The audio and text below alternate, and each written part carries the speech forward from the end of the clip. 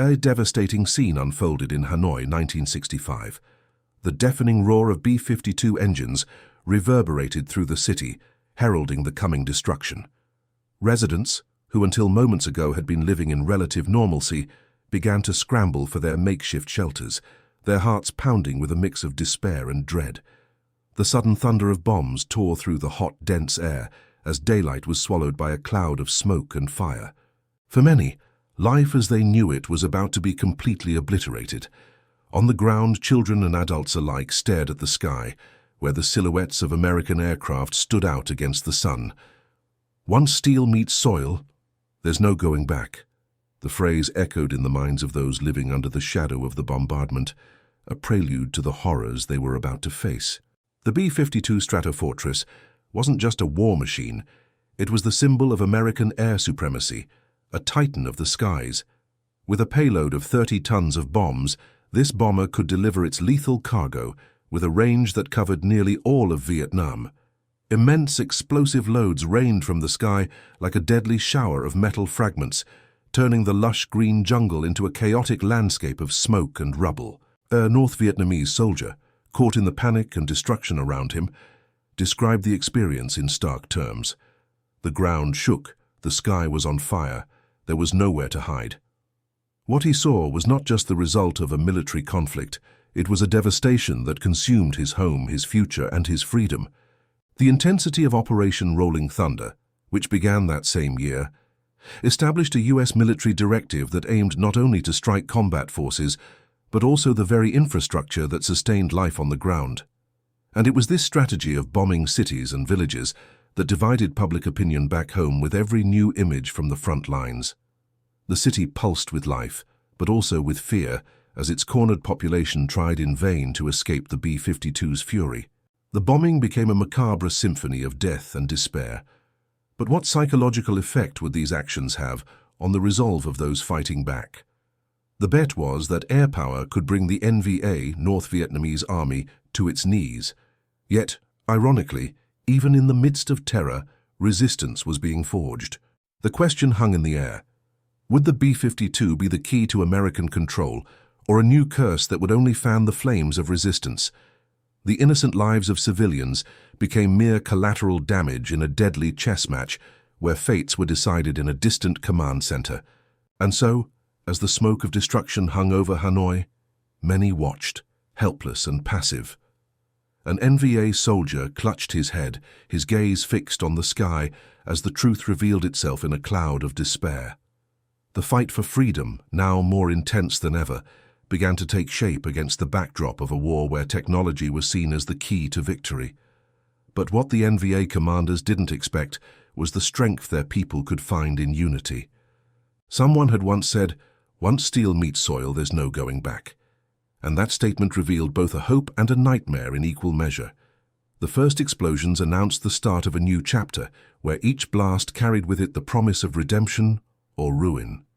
On the horizon, obscured by dark clouds, the war against the machine was not just a battle of weapons, but a fight for the very essence of what it meant to live in the shadows of fear and desperation. The future was at stake, and the answer to this war would be about more than technology. It would be a question of humanity. The shockwave from the B-52 was only the beginning of a struggle that involved not just land and people, but hearts and minds. But what will history reveal about this epic and inhuman battle in the face of life's fragility? The struggles of soldiers and civilians, their voices and stories, began to weave themselves into a complex tapestry of survival and resistance. This was only the beginning of a narrative that would echo through open wounds, questioning the very nature of power and control. The B-52 Stratofortress represented a technological revolution that would forever change the landscape of modern warfare. From its conception in the mid-1940s, this impressive machine was seen as the vanguard of American air power. Designed for a new kind of war, where mobility and the ability to project force over long distances were essential, the B-52 was more than a simple bomber. It was a symbol of a superpower determined to prevail in any conflict.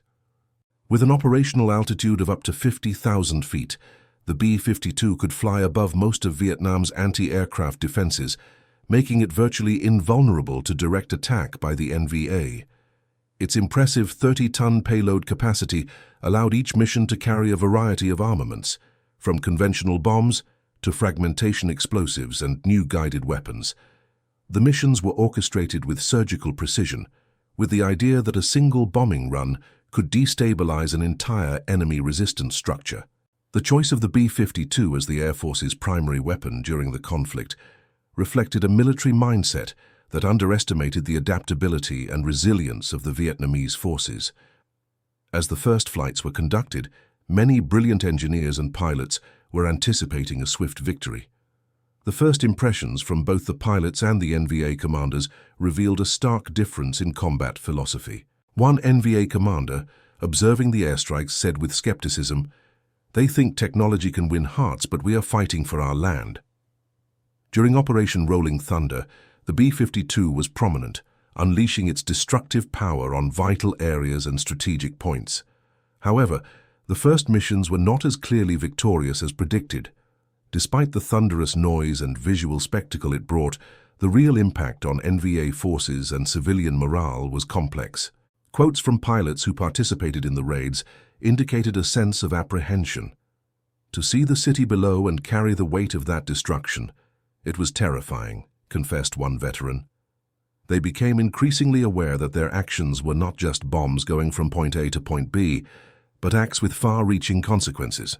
The perception of the B-52 as an effective suppression weapon began to form, but it was soon coupled with the realization that this technology could have unintended adverse effects. While engineers celebrated the power of their creation, NVA soldiers were learning from every attack. Suddenly, what was once considered impossible became a reality as guerrilla tactics adapted to the new combat technology. America's aerial blitzkrieg was provoking an unexpected frenzy in the lines of resistance. As the resistance solidified, new voices emerged from within the NVA. They began to organize under the belief that even the world's greatest air force could not break the will of a people fighting for their freedom.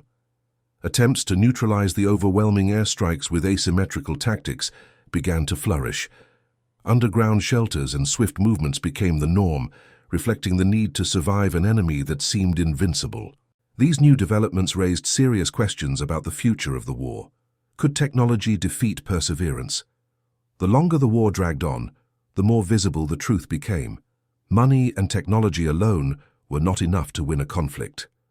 A battle was being drawn between the inhuman force of the American war machine and the indomitable strength of the human will. The irony was that while the Americans thought they were taking modern warfare to a new level, the reality for many on the other side was far more human. The B-52, though technically superior, could not understand what it meant to fight for freedom. The planned operations now became tests of defiance, and as initial expectations for the B-52's effectiveness faded, a new strategic approach began to emerge. But their first missions would prove to be different than expected, reflected an American commander, whose anxieties about the campaign's future were growing. The inaugural event of a new era of bombing would be met with its own response, not just with fire and steel, but with the resistance of a people who knew that, for all its technology, the stalemates of war were far from being simply tactical. The echoes of this struggle still reverberate in the collective consciousness, where human emotions are entwined with memories of steel. The power of the B-52 wasn't just a matter of data or technology.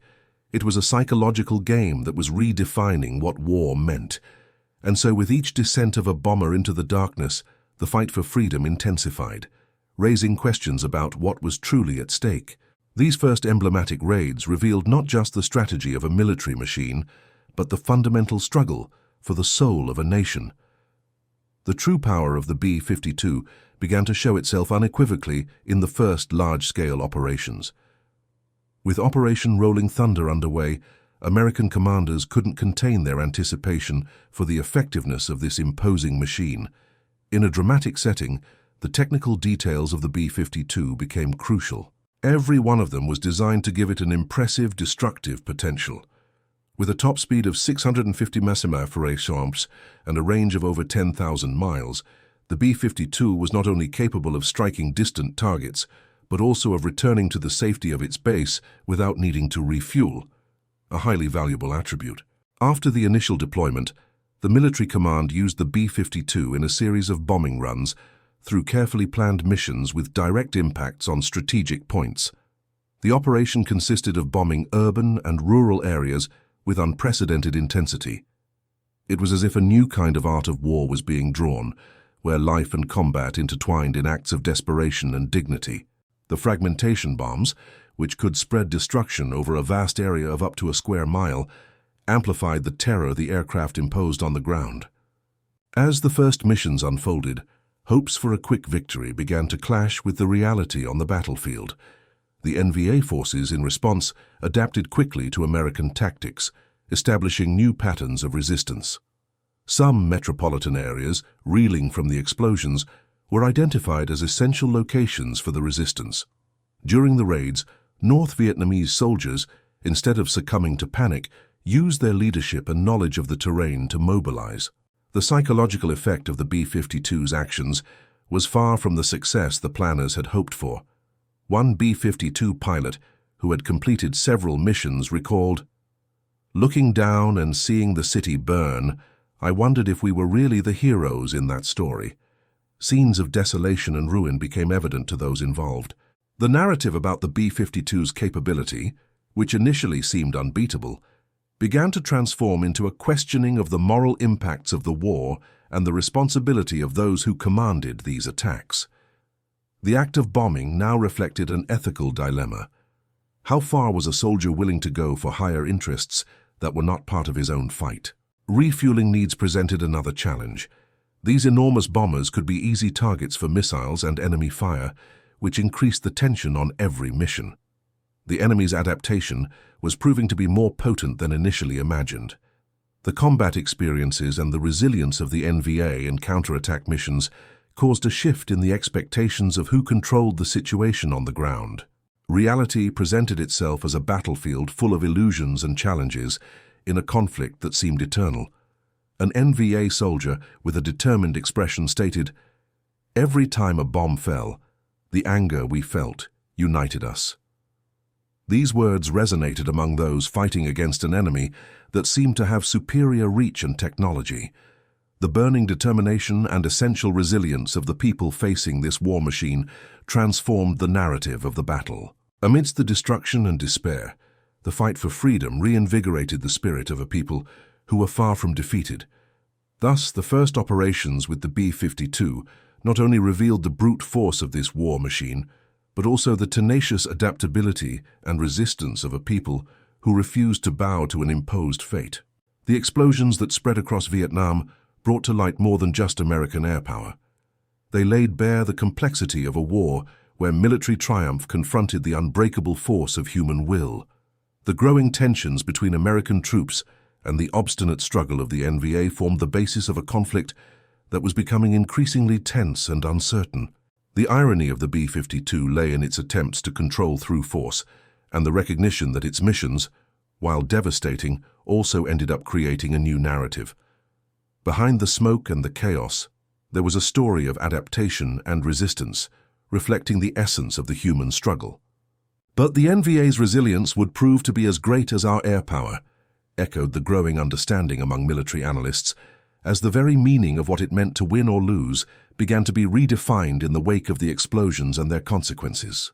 The scene was growing increasingly tense as Operation Rolling Thunder intensified, and the first major battles involving the B-52 were about to be witnessed. The bombing missions became a fundamental pillar of American strategy in a massive effort to dismantle the NVA's supply lines and diminish the adversary's morale. In response, the North Vietnamese forces adapted their tactics, becoming more cunning in their way of fighting. In December 1965, one of the most significant operations involved the bombing of the area known as the Ho Chi Minh Trail, a crucial supply network that sustained the Viet Cong and NVA troops. The divisions of the U.S. Army and Air Force were in a coordinated operation, using the B-52 for massive bombings. For many on the battlefield, the sight of the B-52 flying high seemed like a promise of deliverance, a symbol of hope for their comrades in arms. However, this hope was mixed with a palpable fear, the same fear felt among the civilians in the neighboring villages. An American soldier testified, We saw the B-52 as an overwhelming power, but at the same time, we couldn't ignore the screams of the civilian population under the shadow of its wings. This ambivalence became increasingly evident as the new method of warfare unfolded in the lands of Vietnam. With each mission, the statistics grew, but the results were often stained by the pain of civilians who found themselves unprotected in a war where they were mere spectators to the horror. The first attacks with the B-52 showed impressive initial effectiveness. The deafening sound of the explosions, which could be heard for miles, resonated through the jungle, bringing a wave of destruction that transformed the green fields into a terrible landscape of craters and smoke. The direct consequences were devastating. It is estimated that during the first months of the operation, about 600,000 tons of explosives were dropped, resulting in at least 100,000 deaths. But there was an element that simmered in the collateral consequences, the resilience of those who still lived. As the piles of rubble grew, so did their indomitable spirit. An NVA commander, in a desperate assembly of veterans, proclaimed, "They can drop their bombs from the sky, but we are the earth. We cannot be brought down by steel alone." This phrase became a mantra among the troops, a symbol of resistance amidst despair and pain. The fight was now not just about physical survival, but a psychological battle being waged on the level of souls and spirit. Over time, it became clear that the B-52, far from being a decisive weapon, was fueling an even more intense fury and determination among the Vietnamese.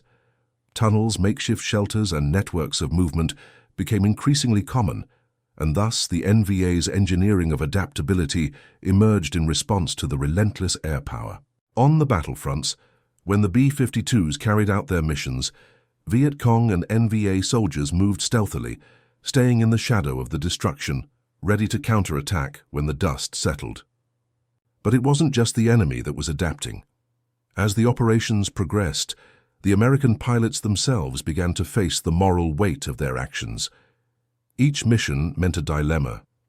A veteran pilot stated, "I still wonder how many lives faced our payload of destruction.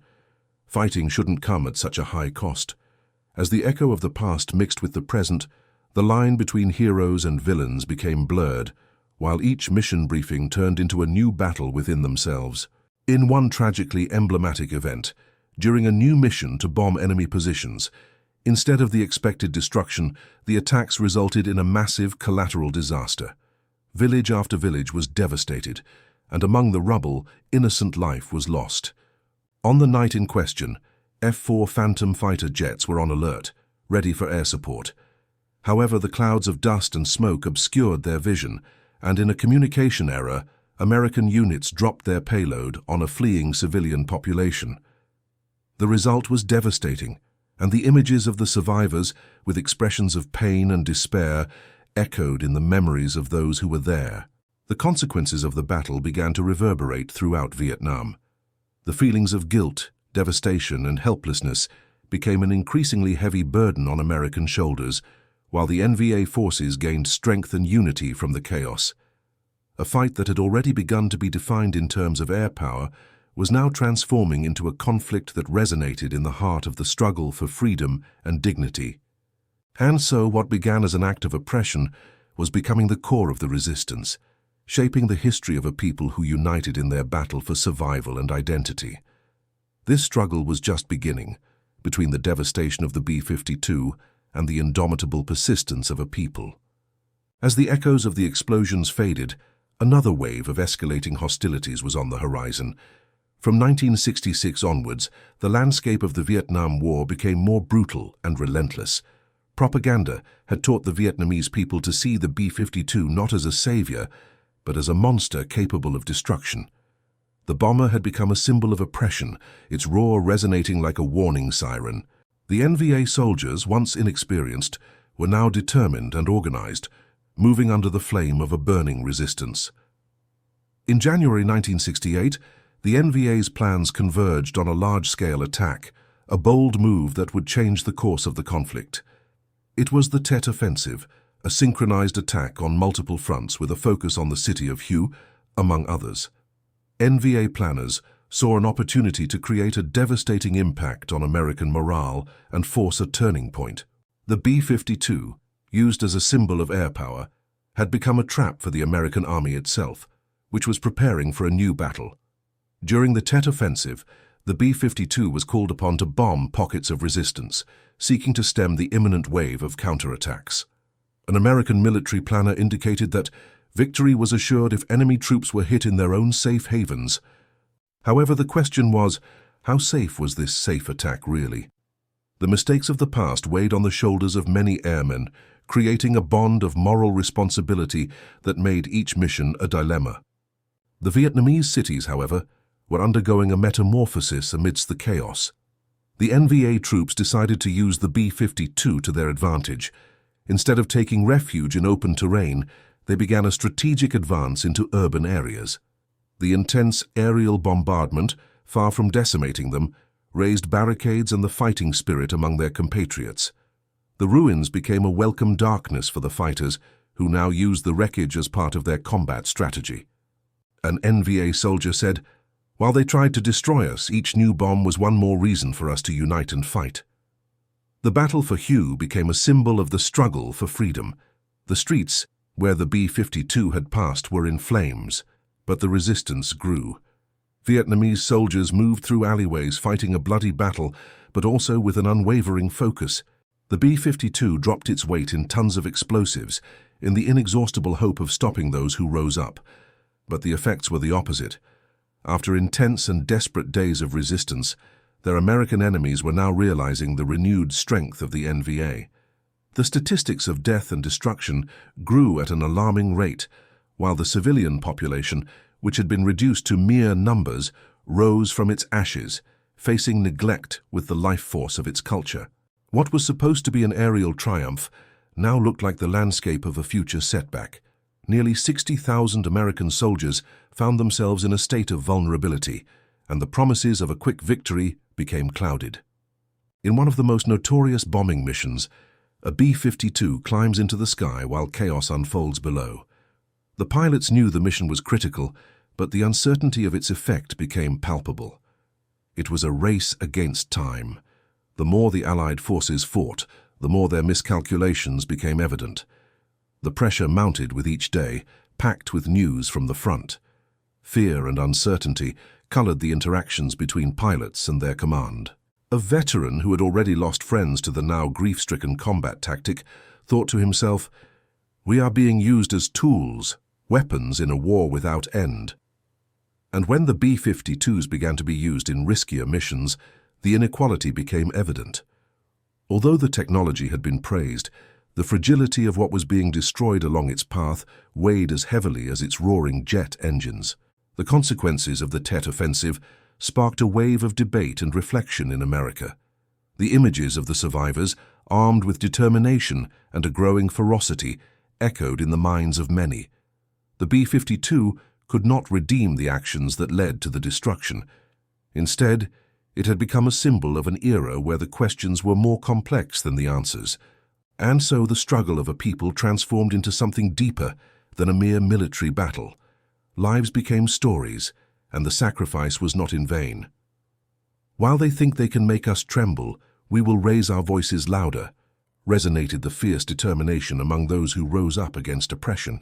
The Tet Offensive not only sealed a battle, it delineated a new chapter in the narrative of the conflict, moving towards a future still uncertain but pulsing with indomitable hope and resistance. As the effects of the Tet Offensive rippled across Vietnam, and with it, through the consciousness of the American public, a new narrative began to emerge. The climate of confidence surrounding air power, represented by the B-52, was rapidly dissipating. Strategies that once seemed infallible now generated a climate of uncertainty and vulnerability, not only among the troops, but also within the American military leadership. The cultural and psychological effects were deeply intertwined with the ongoing wars, and the adversary, far from being a homogeneous opponent, revealed itself to be increasingly multifaceted and clever. As a direct result of the Tet Offensive, North Vietnamese commanders, now more confident and creative in their tactics, began to implement new approaches. One commander, whose cunning inspired fear, stressed the importance of acting not just with confidence but with guile. They must understand that we are not cowering but preparing for victory on every corner, in every ruin. The words resonated among the troops who saw their battles not just as a win-lose scenario, but as a fight for dignity and freedom. Over these weeks, reports of civilian casualties and the side effects of the heavy bombing began to become a source of discontent. A young woman, a survivor of an attack on her village, expressed the pain of her loss and the fury that began to take hold among her compatriots. "Our children are dying under the bombs, and they think they can beat us with steel and ruin." This perspective captured the essence of the struggle, not just in terms of conventional warfare, but of a cultural resistance. Civilians became active participants, turning their pain into motivation to resist. From the American point of view, this new dynamic also caused a shift in analysis. Reports detailed not only the human losses, but the subtly invisible scars that an intense conflict could leave on the souls of the soldiers. The words of a concerned American colonel were illustrative. "Our pride can blind us. Every B-52 we launch brings us closer to victory, but at a cost we don't understand." The interactions, once filled with confidence, were now grounded in the feeling of fighting a war on a murky and uncertain terrain. On a day that would become a landmark, a military command decided to open the doors to what they called Operation Linebacker, a direct response with a new focus and pressure that sought to restore air domination. However, this operation involved a dilemma: how to bomb without creating more resentment in local communities. The decisions of combat simulations had to be rethought. Pilots began to act with a greater sense of responsibility, perceiving the cultural ties of the struggle. A pilot sat back in the B-52's cockpit, reluctant. "Every mission now seems to magnify the lives lost by our troops. We must think and act like protectors, not machines." This transformation was spreading, both among the pilots and the soldiers on the ground. But then, as a constant reminder of the unbreakable strength of the human spirit, the perception of the B-52's role in the war changed when the opposing troops began to succeed in their operations. In a surprise attack, an NVA unit overran a point that was supposed to be secure using stealth tactics and knowledge of the terrain. American soldiers found themselves trapped in hand-to-hand combat, facing not only enemies, but their own insecurities. Bullets thundered, and the dust kicked up images of pain and wreckage. The battle faced in one of the attacked cities would become a testament to what it was like to be resisted by what was thought to be lost. The NVA troops, once willing to stand up to air power and high-level bombing, found a convincing strategy: engage American soldiers in infantry combat and ambushes, reducing the value of the B-52. This was not just a tactic. It was a powerful dance that revealed their people's ability to adapt and respond to the horrors of war. This tactical rearrangement made it clear that the battle was not just about the prevalence of air power, but about the underlying convictions that animated those who fought. The acts of resistance not only strengthened the NVA's morale, but also revealed the vulnerability of the American military machine. An American officer reflecting on the losses told his men, "The enemy has learned, and we need to relearn what it means to fight for dignity." In this war machine, the acknowledgement of errors and failures became a fine line between pride and defeat. The NVA's fight had evolved, and the distinction between them and us became increasingly blurred as each side understood that the battle was not just about numbers and might, but about lives and courage. The war continued, and uncertainties remained on the horizon, but the indomitable spirit of a people rose up, transforming the fight for freedom into a powerful force that would echo in their stories for generations. The Vietnam War, throughout its tumultuous years, transformed into a tangle of stories that transcended the battlefield. What began as a mission to contain communism became a complexity of moral dilemmas, adaptive strategies, and an invitation to introspection for both American forces and the Vietnamese. The B-52, a machine that symbolized American military might, had become an icon of a cultural and social conflict where the meaning of victory and defeat grew increasingly nebulous. As the war dragged into the early 1970s, the conflict's impact began to unfold in various directions. The NVA forces demonstrated an indomitable resistance, and even the most optimistic among the Americans began to recognize that technological superiority would not be enough to secure victory. We are fighting not just against weapons, but against a spirit that refuses to break, reflected a veteran amidst heated discussions among senior officers.